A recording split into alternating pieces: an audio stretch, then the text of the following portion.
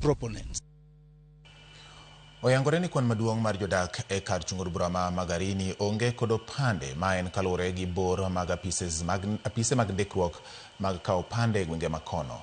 Ma en bang' miche gi miche mag jodago wuok oko e gweng' ma Ngomeni ka gimanyo opandego, chenro ma sirikal sani timo e kor gwenge mopogore opogore madhi nyime e gwenge ma Thurka. Moko kuom jodak e gwengego osebedo ka ng'ur e wi bor mag apise ndikruok mag ombulu kaluwore gi pek ma gisebedo kod ahinya mago mag wuoth e kinde ma ka giromo kod apisas mag arita to thoro penjo gi penjo mathoth. Ruoth ma gweng'no Joseph Katana kod jaod bura Magarini Harry Kombe wacho ni ji mathoth osewuok oko mar kawo opande.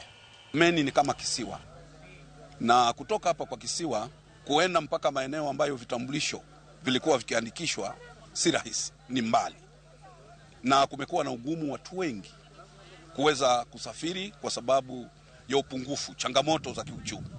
Tunaendelea na hili zoezi, na ni zoezi ambalo nalisimamia kulingana na vile wanavyojitokeza kuchukua hivyo vitambulisho ni wengi, na kila wakati wanabaki nusu ya wale ambao wamesajiliwa. Tumepata watu wa miaka 64 mtu hajapata kitambulisho, miaka 80 hajapata kitambulisho. Hivyo basi wanashukuru kuona kwamba zoezi hilo limewafikia kule waliko. Changamoto zetu kubwa ni tunajihisi kama si wananchi wa Kenya, kwa sababu hatuna kibali. Ikiwa huna kibali unaambiwa wakati wote ni mkimbizi. Lakini hivi sasa leo najua nikitoka hapa natambulikana kama ni mwananchi wa Kenya.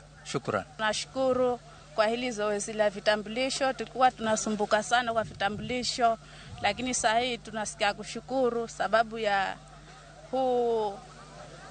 hivi vitambulisho ambavyo vimefika huku kwetu Garite.